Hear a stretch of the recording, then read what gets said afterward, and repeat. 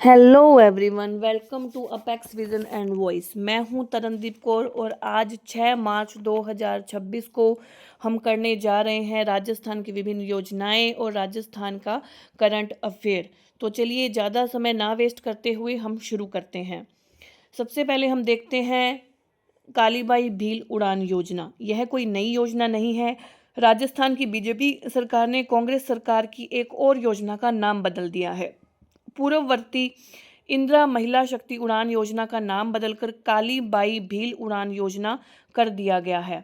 इस योजना का जो उद्देश्य है वो भी कोई नया नहीं है, वह तो पुराना ही है। 10 से 45 वर्ष की महिलाओं और बालिकाओं को निःशुल्क सैनिटरी नैपकिन उपलब्ध कराना है। यह योजना स्वास्थ्य जागरूकता बढ़ाकर मासिक धर्म से जुड़ी भ्रांतियों को दूर करने का प्रयास करती है। इस योजना में प्रति माह हर महीने 12 नैपकिन निःशुल्क वितरित किए जाते हैं और यह योजना राजस्थान सरकार के महिला व बाल विकास विभाग द्वारा संचालित है। मुख्य बात जो हमें इसमें याद रखनी है वो यह याद रखनी है कि इंदिरा महिला शक्ति उड़ान योजना का नाम बदलकर कालीबाई भील उड़ान योजना कर दिया गया है। अब हम देखते हैं पीएम राहत योजना। यह जो योजना है यह केंद्र सरकार की एक योजना है जिसमें सड़क पर जो आजकल बहुत सारी दुर्घटनाएं होती हैं और पीड़ित व्यक्ति समय पर हॉस्पिटल में नहीं पहुंच पाते हैं, उनकी मौत हो जाती है।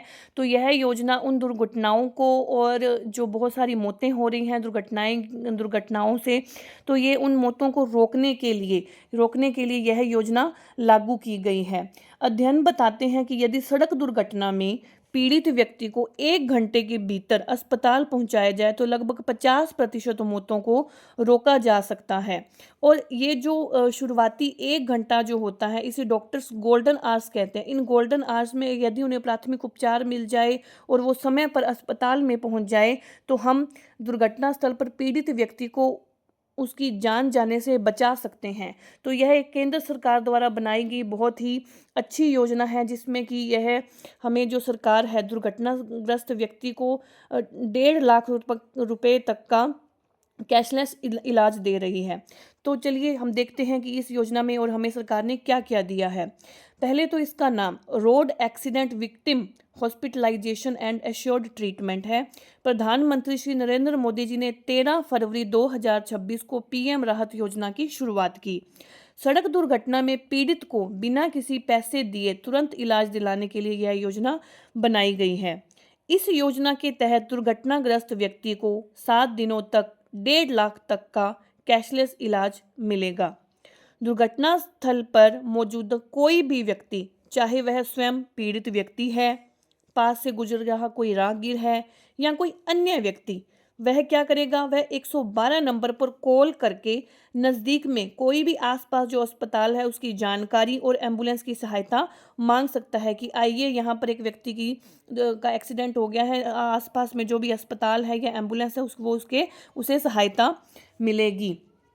ERSS emergency response support system 112 helpline, जो कि मैंने आपको पहले भी बताया, 112 हेल्पलाइन के साथ यह सुनिश्चित करता है कि पीड़ित व्यक्ति शुरुआती 1 घंटे में गोल्डन आवर्स में अस्पताल पहुंचे और उसकी जो मौत की जो संभावना है वो कम हो। पीएम राहत ई-डार इलेक्ट्रॉनिक डिटेल्ड एक्सीडेंट रिपोर्ट और TM ट्रांजैक्शन मैनेजमेंट 2.0 के जरिए पूरी तरह से इस योजना को डिजिटल बनाया गया है। दुर्घटना की रिपोर्ट से लेकर अस्पताल में भर्ती, पुलिस की मंजूरी, इलाज, भुगतान, इसमें सब कुछ जो है वो क्या होगा, ऑनलाइन होगा। अस्पतालों को इलाज का पैसा MVAF motor vehicle accident fund से दिया जाएगा। अब अस्पतालों में भी तो ये होगा कि उनके पास पैसा कहाँ से आएगा, उन्हें मोटर व्हीकल एक्सीडेंट फंड की तरफ से उन्हें जो है फंड दिया जाएगा। अब एक्सीडेंट होने पर बीमित, अगर जो हमारे आजकल जो व्हीकल्स चलते हैं उनमें बीमा होता है, चाहे वो कार है या बड़े व्हीकल जो भी, उनका बीमा जो है वो जरूरी है। अगर बीमित वाहन है के मामले में बीमा कंपनी और हिट एंड रन मामले में केंद्र सरकार इसका भुगतान करेगी। राज्य स्वास्थ्य एजेंसी की मंजूरी के बाद 10 दिन के भीतर इसका भुगतान अस्पताल को कर दिया जाएगा। अब क्या है, पीड़ित व्यक्ति की शिकायत सुनने के लिए भी इन्होंने एक इसमें रखा है। पीड़ित व्यक्ति की शिकायत सुनने के लिए जिला स्तर पर जिला कलेक्टर जो है वो जिला कलेक्टर अपनी अध्यक्षता में एक समिति गठित करेगा, जिला सड़क सुरक्षा समिति।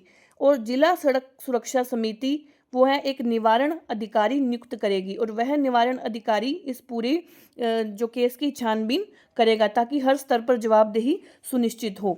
जिला स्तर पर जिला कलेक्टर की अध्यक्षता में गठित जिला सड़क सुरक्षा समिति द्वारा निवारण अधिकारी नियुक्त किया जाएगा ताकि हर स्तर पर इसकी जवाबदेही सुनिश्चित की जाए।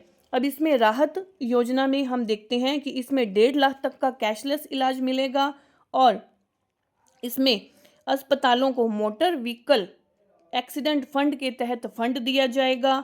बीमित वाहन के मामले में बीमा कंपनियां और हिट एंड रन केस के मामले में हमारी केंद्र सरकार जो है वो भुगतान करेगी। वो भी कैसे? राज्य स्वास्थ्य एजेंसियों की मंजूरी के 10 दिन के बाद। और इसमें जिला स्तर पर भी जिला कलेक्टर भी क्या करेगा? अपनी एक समिति गठित करेगा, निवारण अधिकारी नियुक्त करेगा और जिला सड़क सुरक्षा समिति बनाएगा जो कि इसमें पूरा काम करेंगे। अब हम देखते हैं हमारा सांबर झील बर्ड फेस्टिवल। सांबर झील बर्ड फेस्टिवल हुआ है 27 फरवरी 2026 को। इसमें विभिन्न गतिविधियां आयोजित की, जैसे कि आप इसमें देख रहे हैं। इसमें बर्ड वॉचिंग हुई, प्रदर्शनियां लगी, गतिविधियां सांस्कृतिक बच्चों से सांस्कृतिक गतिविधियां करवाएगी, क्विज करवाएगी, प्रतियोगिताएं करवाएगी, ई बर्ड ऐप का प्रदर्शन भी किया गया। यहाँ पर स्थानीय जिस तरह से नमक उत्पादन किया जाता था उसका भी प्रदर्शन यहाँ पर किया गया है। तो सांबर झील में जो बर्ड फेस्टिवल हुआ है वो कोचा की ढाणी स्थित इंटरप्रिटेशन सेंटर झापोक में हुआ। झापोक कहाँ पर है? सांबर झील में ही है। ठीक है, यहाँ पर जो विभिन्न अलग अलग गतिविधियां हुई हैं जैसे कि बर्ड वॉचिंग प्रदर्शनी। बर्ड वॉचिंग में पर्यटकों ने कैमरे से, दूरबीन से, ड्रोन से इन्होंने जो पक्षी लवर्स हैं उन्होंने पक्षियों को निहारा है।